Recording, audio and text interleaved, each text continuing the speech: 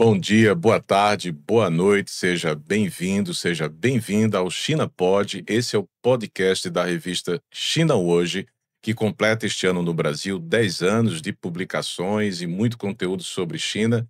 Eu me chamo Evandro Menezes de Carvalho e eu tenho a imensa honra de entrevistar, bater um papo, conversar com a deputada estadual da Assembleia Legislativa do Rio de Janeiro, assistente social, mestre em geografia, foi presidente da Internacional da Via Campesina, é também presidente da Comissão de Segurança Alimentar da Assembleia Legislativa, a deputada Marina do MST.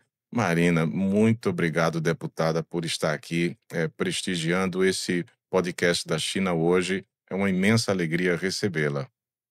Muito obrigada, professor Evandro. Prazer e alegria de estar aqui nesse diálogo, nesse debate sobre a China, sobre as possibilidades de cooperação que nós temos entre Brasil e China. É uma alegria imensa para mim poder estar aqui dividindo hoje contigo. Muito obrigada pelo convite. Nós que agradecemos. A senhora esteve recentemente, né? A China fez uma visita técnica oficial à China. E como foi isso? Como surgiu o teu interesse, esse convite para ir à China e suas primeiras impressões nas cidades que visitou na China? Sim, nós tivemos a oportunidade de ir em uma delegação de parlamentares do Brasil e de parlamentares que têm um vínculo diretamente com o tema da reforma agrária nos seus estados e mesmo a nível nacional. E como eu venho do MST e faço parte desse debate também, né, desde a minha adolescência, na verdade, e agora estou no meu primeiro mandato como deputada estadual, foi uma honra para mim poder compor essa delegação, então, de parlamentares. Nós estivemos em 5 deputados estaduais, de 5 estados diferentes, e 2 vereadores do Nordeste e do Norte do país. E pudemos visitar diversos municípios, desde Xangai, Pequim, mas especialmente vários municípios do interior, da China, e fomos nessa perspectiva de dar importância a essa relação de parlamentares, junto com a institucionalidade, mas também com o que a China tem desenvolvido, especialmente com o programa que eles chamaram no programa de combate à fome lá, que é o de revitalização rural. E daí fomos aprender nos municípios, nas cooperativas, nas diversas formas que eles desenvolveram de experiências para colocar em prática esse programa e ter ele como um elo de desenvolvimento, de fato, né, do campo, mas como um projeto de desenvolvimento e de combate à fome. E o Xi Jinping criou esse programa, inicialmente, o de revitalização rural, Sim. e ele criou um órgão entre ministérios, né? E após o início da execução do programa, ele passou esse programa ao Ministério da Agricultura. Então, o presidente da China, o Xi Jinping, teve muita prioridade, muita atenção, tratou com zelo esse programa, sabe? Então, Hum. nós gostamos muito de conhecer e pensar aquilo que nós podemos também fortalecer as nossas experiências aqui no Brasil a partir disso. Eu tive uma vez uma oportunidade de visitar uma vila bem pequenininha e ver como ela se desenvolveu, né, quer dizer, a partir das políticas, do governo. Era uma vila que produzia maçã, depois começaram a produzir doces de maçã, embalar direitinho e depois fizeram uma área como se fosse para turismo, inspirada muito na estética, da região da Mongólia Interior.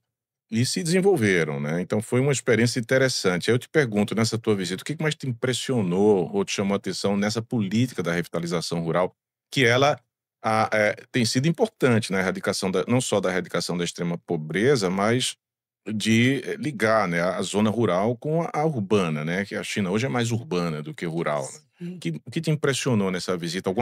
Alguma, experiência em algum lugar que te chamou a atenção? Sim, desses municípios do interior, nós fomos a 2, que é o Suzhou e o Hangzhou, Isso aí. se eu falei certo a pronúncia, enfim. E em Suzhou tem a Liga Camponesa de Esportes. Eu Olha achei só, aquilo fenomenal, porque eles, têm essa coisa de ligar o futebol, a alegria e a cultura como uma forma de gerar economia e desenvolvimento para o município, para a região e fazer essa confluência, não é, com o país. E eu fiquei pensando também a nível das nossas experiências aqui no Brasil, da reforma agrária, da agricultura familiar, fruto dos assentamentos, né, já conquistados e organizados, nós fazemos as feiras regionais, estaduais e tem a feira nacional. É muito parecido com o que eles fazem em que torno interessante. dessa da Liga Camponesa de Esportes. Nós pudemos ir num sábado à tarde, assim, a gente passou o dia no estádio lá em Suzhou, Suzhou. e o nome da liga é Kunchal, não é? Então nós estivemos lá no Funchal toda uma tarde, à noite, fazendo olhando eles jogando, enfim, e toda essa experiência que eles juntam, né, então, movimenta a gastronomia, leva a cultura culinária que tem ali na região, recuperam, não é, alimentos que não se cultivava mais, então, achei aquilo tão bonito, sabe, forte e povo muito alegre, é uma festa mesmo esse processo, me chamou muito, muito, muita atenção.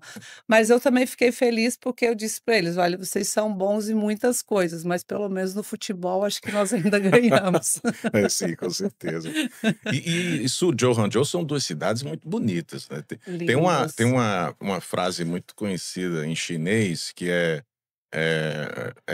上有天堂，下有苏亨", que significa o seguinte, né, acima, né, há no céu o paraíso, e na terra, Suzhou, Hangzhou, né. Olha que lindo. Essa é uma frase, né, que os chineses dizem muito. De fato, Muito legal. e tem muitos jardins, né, em Suzhou, quer dizer, Sim, é bem inspirador. E essa alegria que você viu dá uma convergência, né, com sim. o estilo também brasileiro, né. Não, é incrível. Eles têm, no encerramento do Conchal, naquele sábado, eles têm uma brincadeira que é cultural entre eles com o pó de café. Então, tem uma equipe preparada, né, com aquilo que vai passando pó de café na cara das pessoas. E quanto mais preto você ficar do pó de café, significa mais prosperidade. Ah, é? E é uma Olha só. diversão com aquilo, porque lembra um pouco também da festa do nosso aqui do carnaval, sabe, as pessoas na rua, né, um pouco com fantasias e uma alegria imensa, assim, Ah, impressionante. essa é uma experiência diferente mesmo, nem todo mundo tem uma experiência dessa na China, né. Sim. E deputada, assim, a cooperação, né, com o Brasil tem sido, cada vez mais intensa, né, em várias áreas, né. Então, dentro, dessa parte da revitalização rural que vê na China e de toda a experiência da história do MST aqui no Brasil, como tem sido esse diálogo com a China de parcerias que eventualmente já estão a caminho, já estão sendo feitas ou que pode vir a acontecer, onde esse diálogo e essa cooperação com a China pode ser muito interessante para o desenvolvimento, do Brasil. Lembrando, né, que os chineses erradicaram a extrema pobreza e essa parte da revitalização rural é um componente importante, né. Hum. Então queria lhe ouvir, e quem está nos acompanhando poder receber um pouco a sua percepção, né, de como essa cooperação pode evoluir nessa direção. Olha, professor Evandro, eu acho que tem 5 elementos muitíssimo importantes que nós temos que fortalecer nesse processo de cooperação entre o Brasil e a China, especialmente com esse elemento que o senhor está colocando, que é com o Programa de Revitalização Rural da China, e olhando um pouco para assim, quais são os principais desafios, ou o que nós podemos chamar de paradigmas da reforma agrária, da agricultura familiar aqui no Brasil, nesse período, no século XXI. Então, eu destacaria 5 pontos, 5 temas desses paradigmas, desses desafios que nós vivemos aqui no Brasil, que nós podemos intensificar uma parceria com a China a partir do que eles vêm desenvolvendo já há anos, e no programa de revitalização rural recuperaram muitos elementos importantíssimos da cultura, da economia deles, que tem a ver com esse tema. Primeiro, eu acho que esse tema de enfrentar as mudanças climáticas que nós estamos vivendo hoje, que é um problema do mundo inteiro, mas o Brasil recebe esse ano a COP30, em Sim, novembro, né? pois é. E a China e o Brasil têm grandes responsabilidades também sobre esse tema, sobre Sem a dúvida. questão ambiental, sobre a questão ecológica, enfim, né? Então, a gente fortalecer a cooperação em torno desse tema, não tem, claro que não é, aqui não é só sobre a agricultura, né? Tem Exato. diversos outros elementos que nós podemos fazer aí nessa parceria com a China, mas a agricultura não pode ficar de fora, né? E eles lá avançaram também nesse tema com o plantio de árvores, inclusive recuperando parte do deserto, fazendo chover É, numa parte do é deserto. impressionante. Isso há 40 anos a China vem fazendo, né? Então, assim, nessa parte, se a gente pensar assim, né, no desafio da reforma agrária, não tem como hoje nós olharmos para a reforma agrária e deixar esse tema de enfrentar as mudanças climáticas, mesmo que seja com uma campanha massiva de plantio de árvores no meio rural, nós não podemos deixar isso de fora. E eu acho que a China tem muito a contribuir conosco nesse sentido. Eu acho que é sempre pensando num termo de cooperação, né? Os dois Sim, países sim. aí têm coisas a um aprender com o outro, se ajudar.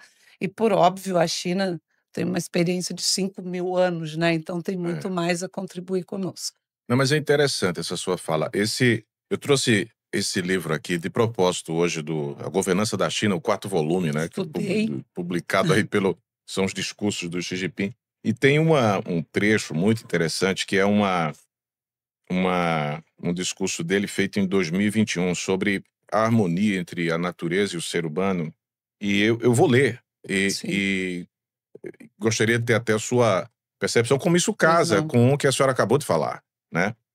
Ele diz o seguinte, que o progresso da ecocivilização faz parte do planejamento global 5 em 1. É interessante que os chineses têm sempre essas coisas de definir de maneira bem objetiva e clara né, as metas, né? Então, o planejamento global 5 em 1. Olha só. Primeiro, né, a harmonia entre o ser humano e a natureza, Olha, que é um dos princípios fundamentais para defender e desenvolver o socialismo com características chinesas na nova era. razão. 2, o desenvolvimento verde Olha aí. é uma das características marcantes da nova filosofia de desenvolvimento na China. 3, a prevenção e controle da poluição.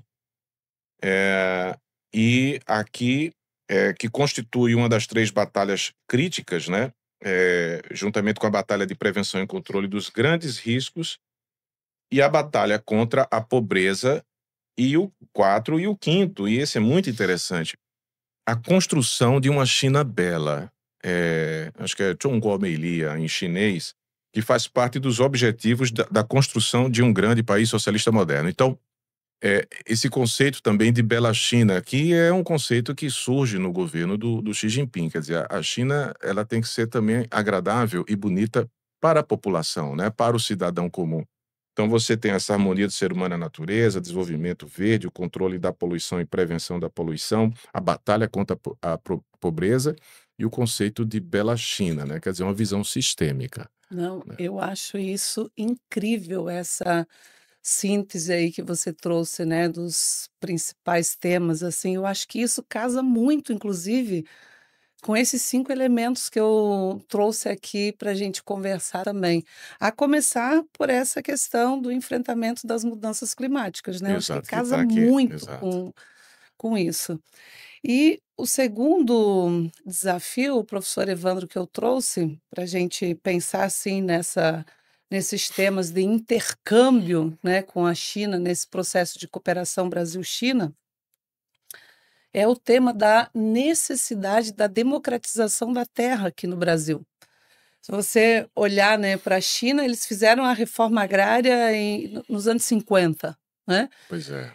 Lá não tem grandes latifúndios, você não tem terra ociosa. A China alimenta 1,4 bilhão de pessoas, 3 vezes por dia, 7 no mínimo. vezes a mais de população que o Brasil, né? E nós, vergonhosamente, voltamos ao mapa da fome no último período Pois aqui. é. E aqui no Brasil, 1% de proprietários tem 46% das terras, né? Ou seja, 1% de proprietários tem quase a metade do país. Então, a terra como um bem que pode produzir alimentos, que pode estar a serviço da sociedade para resolver os grandes problemas, como o combate à fome, à miséria, à desigualdade social, ela está muito concentrada. A terra no Brasil ainda é uma fonte, né, de poder, de riqueza, Isso. de negócios, né? E me parece, e se me permite a interrupção, eu fico Pois não, pensando aqui enquanto a senhora fala, é assim, e não é só a produção de alimentos, não que é tem só toda a uma produção. cultura, inclusive de pensamento, né, Exatamente, que nasce no solo do Brasil, nesse Brasil do povo que vive nas terras, cultivando, né? Quer dizer, acho que aquela simbologia, né, de você simplesmente muda a geografia para um grande plano de soja, você não só vai unificando uma visão que é só um horizonte, né, sem fim, mas é como se desaparecesse também toda a sabedoria que nasce dali. Que eu acho que exato. o MST procura preservar isso, né? E talvez o Brasil precisa se reconciliar, Resgatar, não é, resgatar, né, esses a cultura do princípios da chão ali, né? cultura Da produtiva no nosso Exato. país. Que eu Eu acho que acho isso que a China a gente pode beber, né, nisso que a China produz, é muito interessante, né? E como nós viajamos para o interior lá na China, nós fomos de trem bala, mas fomos de ônibus, de carro também. Então nós podemos ter uma visão assim, mesmo que localizada em uma sim, região, mas é incrível, né? Você não tem terra ociosa, o tratamento com as águas, com as fontes, né, de água é muito cuidadosa, é de forma respeitosa, né, que o conjunto da população e da política pública na China faz com esses bens da natureza, né? E infelizmente, assim, no Brasil uma tristeza, né? Eu acho que a reforma agrária ela é uma bandeira histórica e necessária nisso que o senhor estava pontuando, não só no Brasil, não só para quem vive e trabalha no campo, mas ela é um projeto de desenvolvimento para o conjunto da conjunto da sociedade sociedade. brasileira, né? Isso aí. Pensando numa agricultura sustentável, né? Num trabalho coletivo, cooperado, né? Não no trabalho escravizado, como ainda tem, né? Trabalho análogo à escravidão no país, aqui no Brasil, no campo. Então, acho que essa esse tema da necessidade da democratização da terra no Brasil, olhando para a experiência da China, nos traz um pouco de luz também, né? E junto com isso, também retomando isso que o senhor estava pontuando, a necessidade que tem de nós darmos prioridade à terra, à água e às sementes no Brasil, para que esses bens da natureza produzam alimentos e, nesse Boa. caso, alimentos saudáveis. Então, Isso. nós precisamos, não é assim, ter uma forma massiva da produção de comida no Brasil, porque se você pegar muitos latifúndios e grandes propriedades no Brasil, eles nem cumprem a Constituição Federal a partir da função social da propriedade da terra, que é a produção, né? Então, acho que, como a China avançou muito no tema da produção de alimentos, na recuperação de muitas culturas que eles tinham, né? Eu fiquei encantada com a cultura alimentar da China, né? Os principais pratos que eles produzem, tudo aquilo, o trato que eles fazem, né? Essa cultura alimentar. Fiquei impressionada e fiquei apaixonada pela cultura, comi muito. Gostou da comida Aproveitei, chinesa? gostei muito. Então, fiquei impressionada, assim, com essa valorização que eles têm desses 5.000 anos de cultura, de resgate, de valorização que eles fazem, né? Fiquei muito impressionada e acho que eles têm muito a contribuir conosco nesse sentido. Nós É, temos muito que aprender com a China nesse sentido. é verdade. E é interessante que a senhora falou, porque por mais que seja hoje uma sociedade 65% urbana, mas a cultura que vem da China rural permanece mesmo nas grandes cidades. Por Uhum. exemplo, o horário, né, do jantar ao almoço é sempre cedo, a questão de sempre também se reunir, né, em grupos de família, amigos, A né, mesa redonda. a mesa redonda, né, de compartilhar, né.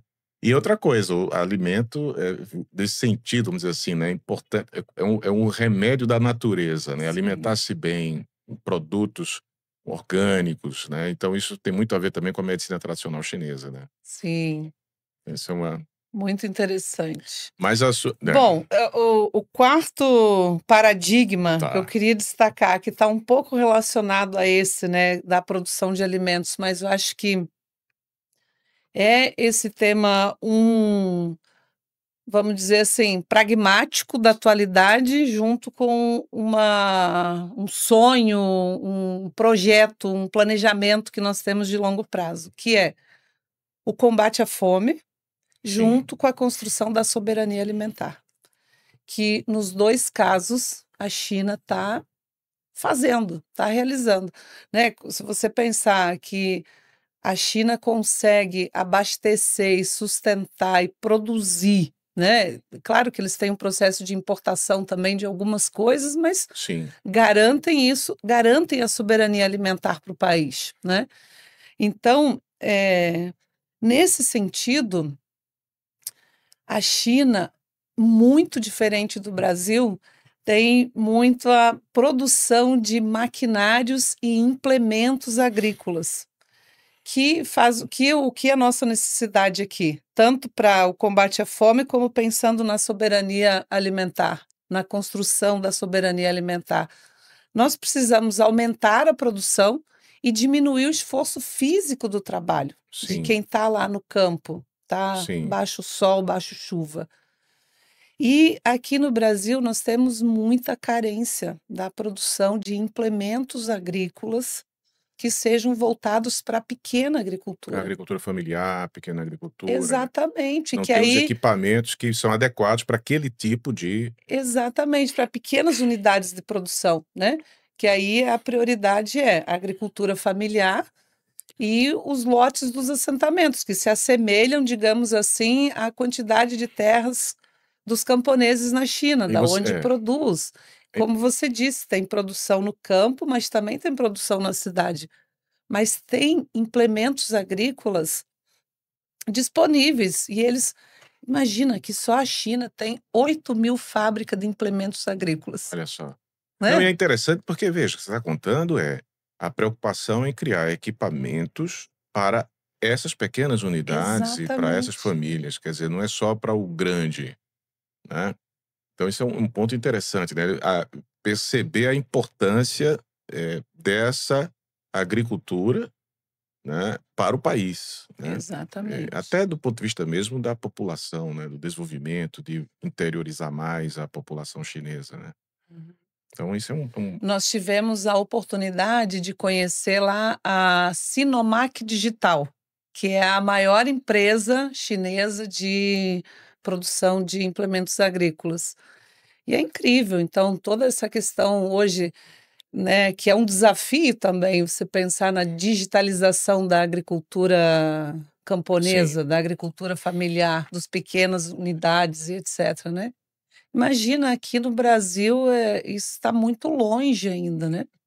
Então, nesse sentido, nós estamos realizando aqui uma parceria institucional junto com o movimento social, digamos que aí pega também uma parte do Ministério do Desenvolvimento Agrário e Agricultura Familiar do Brasil, do governo Lula, Sim. que tem essa preocupação, que se coloca à disposição também para essa parceria, junto com o Consórcio Nordeste Opa. e algumas cooperativas do MST, da Reforma Agrária.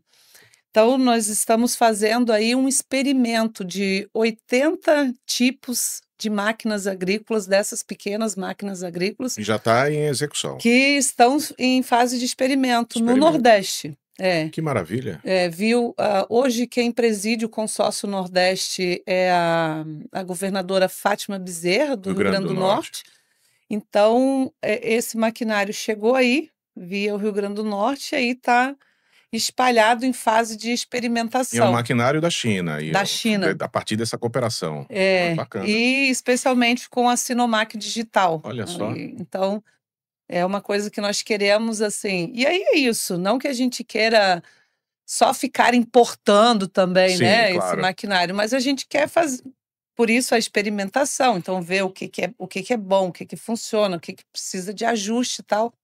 Mas nós queremos, assim, que o Brasil tenha fábricas também que produzam massivamente, né, Sim, sim. para a agricultura no país, enfim, eu acho que é isso só tem a contribuir para um grande projeto, né, de desenvolvimento para o país, do combate à fome, do combate à miséria, do combate à grande desigualdade social que nós vivemos e etc, Ou seja, né. a China pode Produzir ser... mais, trabalhar menos esforço físico e E mais qualidade de produzir vida. isso, e produzir produtos com qualidade, né? Com Exatamente. menos agrotóxicos e, ao mesmo tempo, também priorizando, né, essas pequenas unidades do Brasil, que é importante para o desenvolvimento. Acho que esse é o grande exemplo da China também, né? Exatamente. Mas e valeu a pena, então, essa viagem, né? Valeu muito. E olha, por último, queria destacar ainda que dentro dos paradigmas da reforma agrária e da agricultura familiar no Brasil, nós precisamos desenvolver uma nova matriz tecnológica de produção, O que seria isso? que é a agroecologia. Nós precisamos ter isso como matriz de produção, sabe? Porque, historicamente, aqui no Brasil, a agricultura sempre foi vista e planejada como pacotes, né? Como pacote. Então, o pacote tecnológico tal, o pacote não sei o quê. E a base desses pacotes é o quê? O veneno e o agrotóxico. Pois é. Então, aqui você tem muitos problemas. Outra vez, isso aqui não traz problema só para quem vive e trabalha na agricultura, mas tá lá no prato de comida que você vai comer todo dia, Exatamente. né? Então, o próprio INCA, né, o Instituto de Câncer no Brasil tem aí todos os anos com dados, né? O câncer aumenta todos os anos no Brasil. E Nossa. um dos elementos que eles têm como base disso é a alta, a contínua e o aumento da utilização de venenos e agrotóxicos na produção Ou alimentícia. seja, estamos comendo muito veneno, né? Estamos comendo muito veneno. Há alguns programas, Com cara de inclusive, tomate, cara de do morango. Ministério da Saúde, né, que fala assim que no Brasil a média de consumo de veneno é de 5 litros de veneno por ano por pessoa. É muita coisa. É muita coisa, não há sociedade que não adoeça com isso, né? Então nós tivemos também a oportunidade de conhecer lá em Suzhou uma fábrica de bioinsumos. E a China tem também desenvolvido bastante isso, né? Que é o quê? Fazer reciclagem orgânica, aproveitar os resíduos orgânicos que você tem e fazer bioinsumos, incentivar para que os pequenos agricultores, as pequenas cooperativas, associações em todo o interior do país possam ter a sua fábrica de fertilizantes, mas que sejam orgânicos, não com Que maravilha. veneno.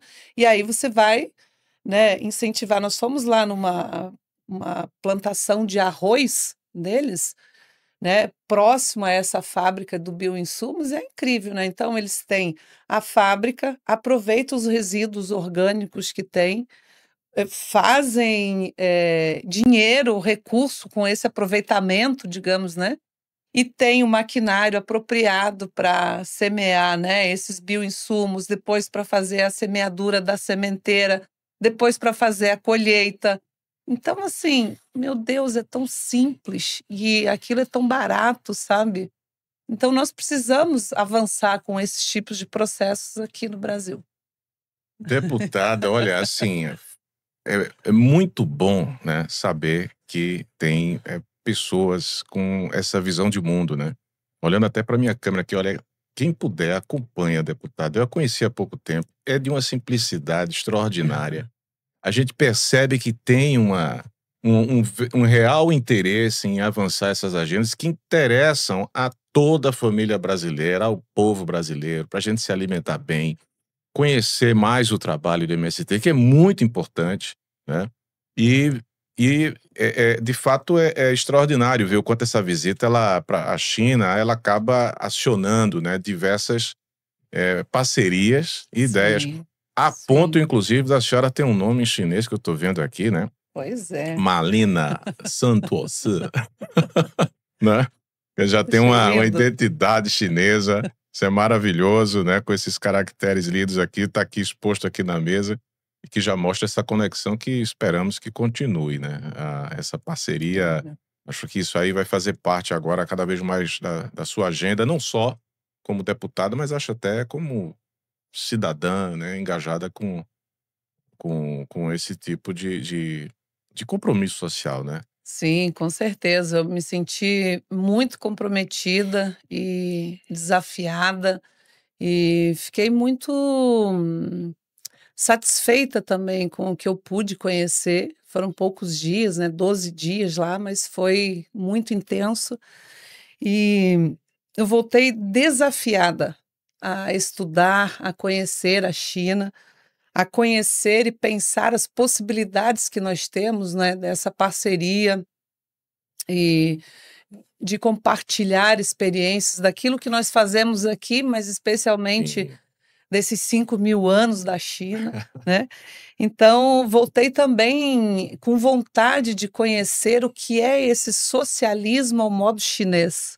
Bacana. Achei muito interessante, né? Porque, claro, é um socialismo que tem as suas características próprias da China, tem Exato. muitas contradições, É mas como toda a sociedade. exatamente, mas produz coisas fantásticas que hoje a gente não vê em outros lugares do mundo, né?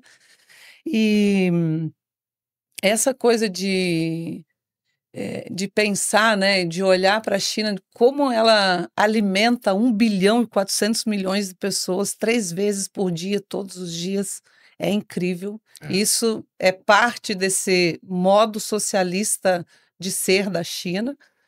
E assim, eu te diria, professor Evandro, que eu cheguei à China desanimada, desacreditada na sociedade, mas voltei com esperança. Voltei da China com esperança. Que maravilha. Sim, Olha aí, ó, viajar fiquei para a muito China fez feliz. bem. Com certeza, com Recomendamos, né? certeza. Deputada, Recomendamos. gostaria de agradecer a sua presença, né, por esse bate-papo que rendeu, viu?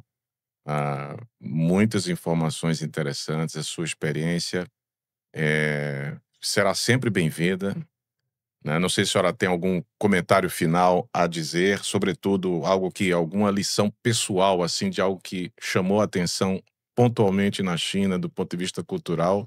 Fique à vontade para compartilhar um último comentário seu nesse nosso podcast.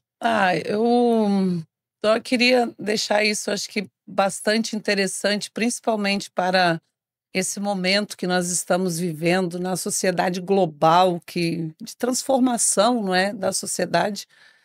Eu acho que essa fala do presidente da China, o Xi Jinping, de que o Brasil e a China podem ter um futuro compartilhado, né?